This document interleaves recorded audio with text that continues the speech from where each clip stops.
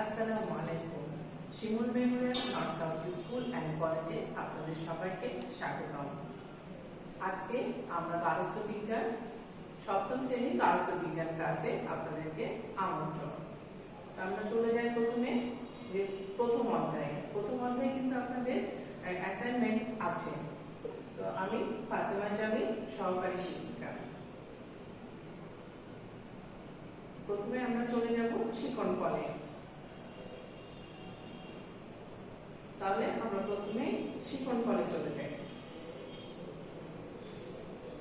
শিকন ফল গৃহ ব্যবস্থাপনার স্তরগুলি ব্যাখ্যা করতে পারবে, গৃহ সম্পদের শ্রেণী বিভাগ তৈরি করতে পারবে, প্রধান গৃহ সম্পদ বর্ণনা করতে পারবে, কাজ সহজকরণের কৌশল প্রয়োগ করতে পারবে।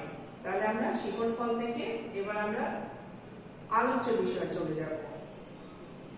গৃহ ব্যবস্থাপনার স্তর, গৃহ সম্পদ ও সম্পদের শ্রেণী বিভাগ, অর্থ সময় শক্তি, কাজ সহজকরণের কলা কৌশল। তা আমরা এখন বিস্তারিত চলে যাই। দেখেন, গৃহ ব্যবস্থাপনার স্তর। গৃহ মানে কি? বাড়ি। বাড়িকেও আমরা একটা পরিচালনার জন্য একটা সুস্থ সুন্দর ব্যবস্থাপনা থাকা দরকার, সেটাকে বোঝাচ্ছে গৃহ ব্যবস্থাপনার স্তর। মানুষের জীবনে বিভিন্ন রকম লক্ষ্য বা উদ্দেশ্য থাকে। এই লক্ষ্যগুলো অর্জন করার জন্য আমরা বিভিন্ন ধরনের কাজ করে থাকি। আমাদের চাহিদা অনুযায়ী চাহিদার তুলনায় সম্পদ সীমিত, তাহলে আমাদের চাহিদার তুলনায় সম্পদ কিন্তু সীমিত, আর তাই সীমিত সম্পদ ব্যবহার করে লক্ষ্য অর্জনের জন্য সঠিক সিদ্ধান্ত গ্রহণ করতে হয়।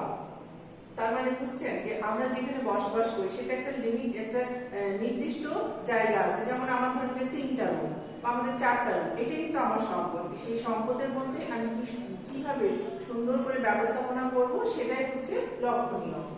পারিবারিক লক্ষ্যসমূহ অর্জনের জন্য আমাদের যে সম্পদ আছে তার ব্যবহারের পরিকল্পনা, সংগঠন, নিয়ন্ত্রণ ও মূল্যায়নকে এক কথায় গৃহ ব্যবস্থাপনা বলে। তাহলে গৃহ ব্যবস্থাপনা কাকে বলে?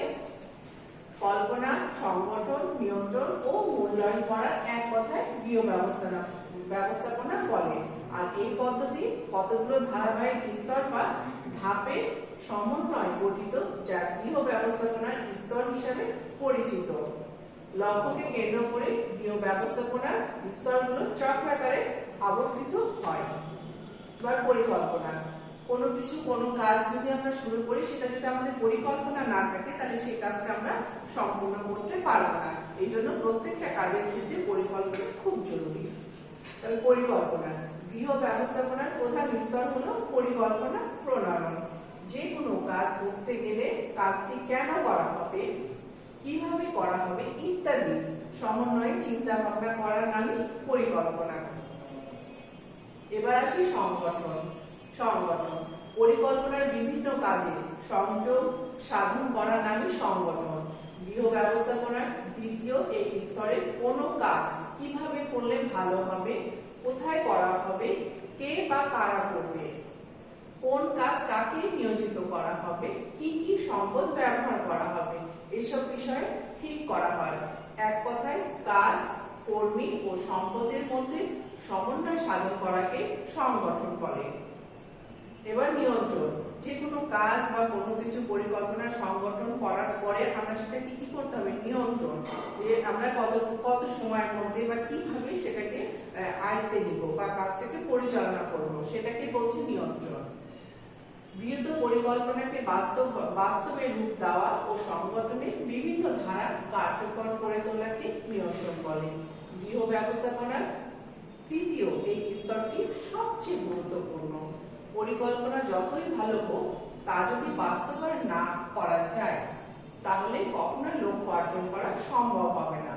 নিয়ন্ত্রণ স্তরটি কয়েকটি পর্যায়ে এগিয়ে চলে। তাহলে নিয়ন্ত্রণ বিষয়টি কয়েকটি পর্যায়ে এগিয়ে চলে। প্রথম পর্যায়ে কাজ সক্রিয় হওয়াকে বোঝায়। দ্বিতীয় পর্যায়ে কাজে অগ্রগতি লক্ষ্য করা হয়। তৃতীয় পর্যায়ে পরিস্থিতির সাথে খাপ খাওয়ানো হয়। তাহলে নিয়ন্ত্রণটা তো বুঝতে পারলেন। মূল্যায়ন, আমরা কোনো কাজ করলাম, সেটা আমরা মূল্যায়ন পেলাম না, যে ভালো হলো বা খারাপ হলো বা অতিরিক্ত ভালো সেটাকে আমরা বোঝার জন্য মূল্যায়নটা খুবই জরুরি। মূল্যায়ন অর্থ ফলাফল, কাজে আমরা যেটা কাজ করলাম সেই কাজের ফলাফলটাকে বোঝাচ্ছে। গৃহ ব্যবস্থাপনার সর্বশেষ স্তরের নাম মূল্যায়ন। কাজটি সম্পূর্ণ হওয়ার পর এর ফলাফল যাচাই করাই মূল্যায়ন। কাজটি লক্ষ্য অর্জন করতে পারলো কিনা তা মূল্যায়নের মাধ্যমে জানা যায়। মূল্যায়ন ছাড়া কাজের সফলতা বা ব্যর্থতা নিরূপণ করা যায় না। লক্ষ্য অর্জন হলে সফলতা আসে। এই সফলতা লাভের উপায় ভবিষ্যৎ কাজের মানদণ্ড হিসাবে বিবেচিত হয়। তাই তো? এই যে দেখ, আমি একটা কাজের পরিকল্পনা করলাম, পরিকল্পনা থেকে আমাদের কি করতে হবে? সংগঠন থেকে নিয়ন্ত্রণটাকে আমরা খুব জরুরি ভাবে ওটা তৈরি করতে হবে। তারপরে আমাদের মূল্যায়নের পরে লক্ষ্য। তো বোঝা গেল, এইভাবে করে আমরা প্রত্যেকটা কাজে যদি এইভাবে ছক করে তৈরি করি তা আমাদের প্রত্যেকটা কাজই আশা করি ভালো হবে। এবার আসি গৃহ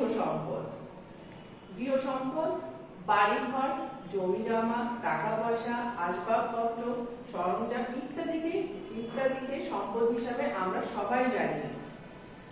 এগুলো আমাদের বিভিন্ন প্রয়োজনে ব্যবহার করা হয়। তবে গৃহ ব্যবস্থাপনার ধারাবাহিক স্তর থেকে আমরা জেনেছি যে পরিবারের লক্ষ্য অর্জনের জন্য বিভিন্ন ধরনের সম্পদ ব্যবহার করা হয়।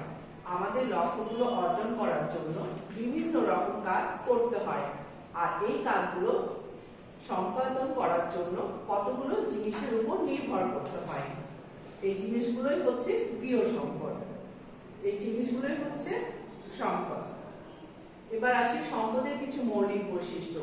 সম্পদের উপযোগিতা, সম্পদের সীমাবদ্ধতা, সম্পদের ব্যবহার পরস্পর সম্পর্কযুক্ত, সকল সম্পদই ক্ষমতাধীন। আমি বোঝাই যে তুমি কোনো স্টুডেন্ট, আমরা পড়াশোনা করছি, আমরা সময় মতো পড়ছি, সময় মতো ঘুম থেকে উঠছি, সময় মতো আমরা স্কুলে যাচ্ছি। উদ্দেশ্য কি? হয়তো আমি ডাক্তার হব। তাহলে তোমার যে সম্পদ সেটা হচ্ছে সময়, জ্ঞান, এটা হচ্ছে তোমার সম্পদ।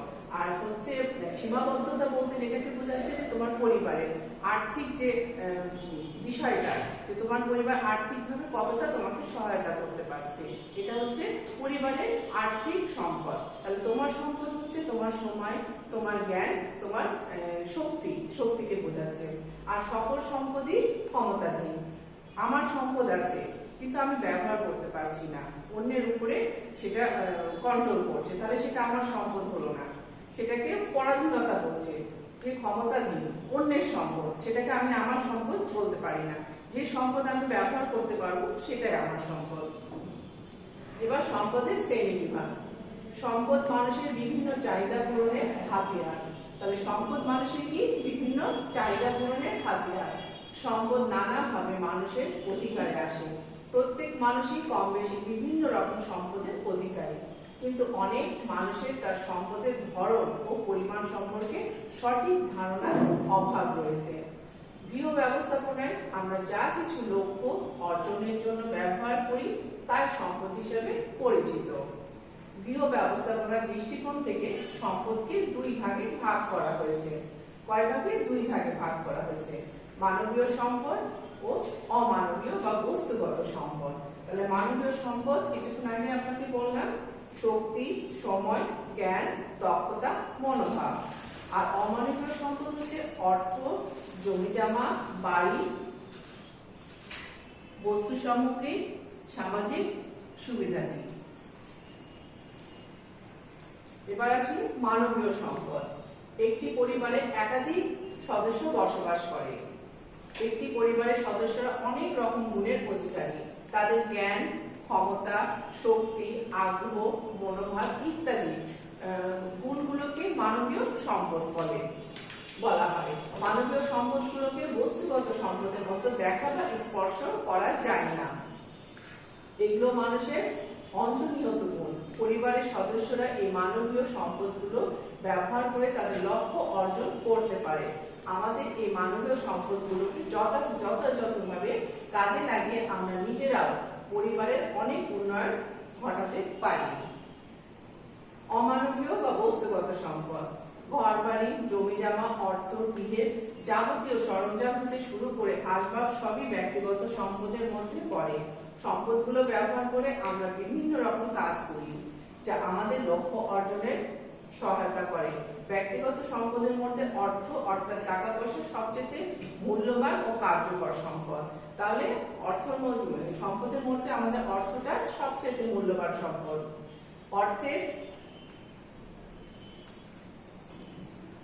অর্থের বিনিময়ে আমরা অন্যান্য বস্তুগত সম্পদ সংগ্রহ করে থাকি।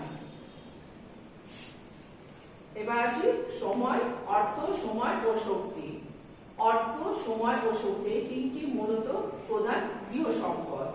প্রতিটি পরিবারে এইসব সম্পদ কম বেশি বিভিন্ন রূপে রয়েছে।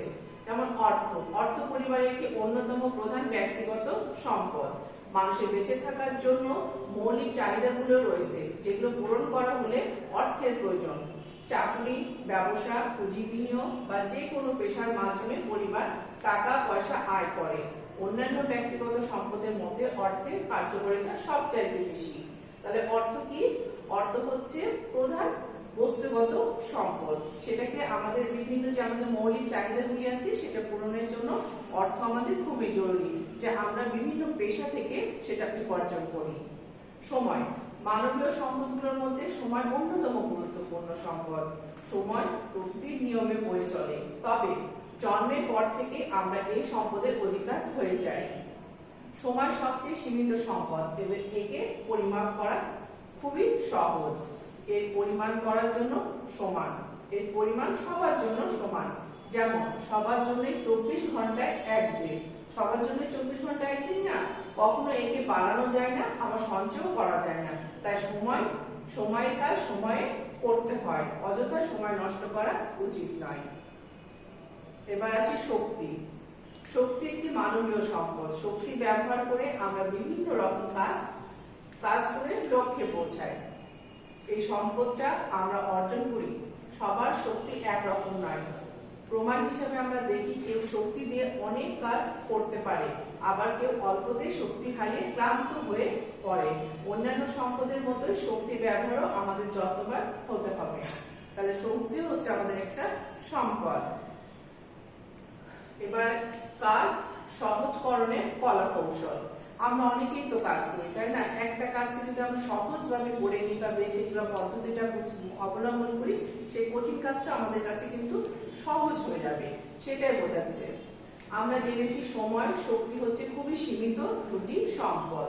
দুইটির মধ্যে সময় একেবারে সীমিত, যা সবার জন্য সমান। সময় ও শক্তি উপযুক্ত ব্যবহার করে প্রতিদিন অনেক কাজ সহজে করা যায়। কাজ সহজকরণ বলতে বোঝায় নির্দিষ্ট একটা কাজের অল্প সময় ও শক্তি ব্যয় করা।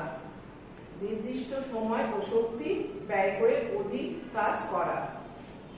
কাজ সহজীকরণে বিভিন্ন রকম কৌশলগুলো আয়ত্ত করে ফেললে কাজগুলো সহজ হয়ে যায় এবং সময় ও শক্তির সদ্ব্যবহার নিশ্চিত হয়।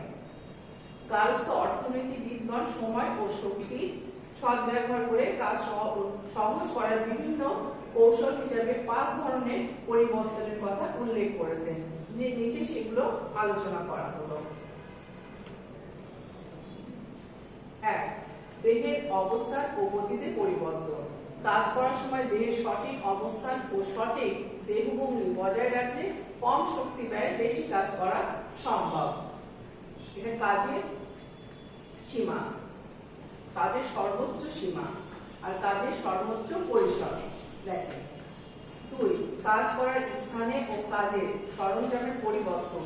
কাজের জন্য স্থান ও সরঞ্জামের প্রয়োজনীয়তা পরিবর্তন সাধন করে কাজ সহজ করা যায়, যা আমরা ছবিতে দেখতে পাচ্ছি। এবার আসি উৎপাদনের বিভিন্ন পর্যায়ে পরিবর্তন। কোনো কিছু উৎপাদন বা প্রস্তুত করার পদ্ধতি বিভিন্ন পর্যায়ে পরিবর্তন এনে কাজ করা সহজ হয়ে থাকে। উদাহরণস্বরূপ আপনি একটা ডিম পোস্ট করবেন, তাহলে কি করতে হবে? আমরা যা যা লাগবে আমরা যদি একসাথে নিয়ে আসি তাহলে কাজটা আমাদের সহজ হবে। আর যদি আমি বারবার এখান থেকে ওইখানে আমাদের সময় অপচয় হবে এবং কাজটা সহজ হবে না। 4. উৎপাদিত দ্রব্যের পরিবর্তন। উৎপাদিত দ্রব্যের পরিবর্তন করে কাজ করা যায়, যেমন সালাদ বানানোর সময় শস্য বা টমেটো মিহি কুচি না করে টুকরো করে কাটলে সময় ও শক্তি কম খরচ হয়।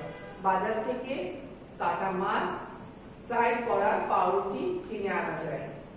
এটা হচ্ছে সহজীকরণ পদ্ধতি। কাজের বিভিন্ন উপকরণের পরিবর্তন। আজকাল বিয়ের কাজ সহজ করার জন্য বিকল্প উপকরণ ব্যবহার করা যায়, যেমন জন্মদিন, বিয়ের অনুষ্ঠানে অনেকেই ডিসপোজেবল প্লেট, গ্লাস ইত্যাদি ব্যবহার করেন। এবার আমরা চলে আসি মূল্যায়নে। তাহলে পরিকল্পনা, সাংগঠনিক নিয়ন্ত্রণ ও মূল্যায়ন করাকে এক কথায় কি বলে? গৃহ ব্যবস্থাপনা বলে। কি বলে? গৃহ ব্যবস্থাপনা। সম্পদ কি? সম্পদ হচ্ছে চাহিদা পূরণের হাতিয়ার। প্রধান গৃহ সম্পদ কোনটি? প্রধান গৃহ সম্পদ অর্থ, সময় ও শক্তি। কোন সম্পদগুলোকে স্পর্শ করা যায় না? কোন সম্পদগুলোকে? মানবীয় সম্পদগুলোকে স্পর্শ করা যায় না। তাহলে আমাদের নেক্সট ডে অধ্যায় 8 খাদ্য উপাদান, পরিপাক ও শোষণ, পেজ 69 থেকে 74। আপনারা বাসায় চর্চা করবেন। ভালো থাকবেন, সুস্থ থাকবেন। আজকের মতো এখানে শেষ করছি। আল্লাহ হাফেজ। আসসালামু আলাইকুম।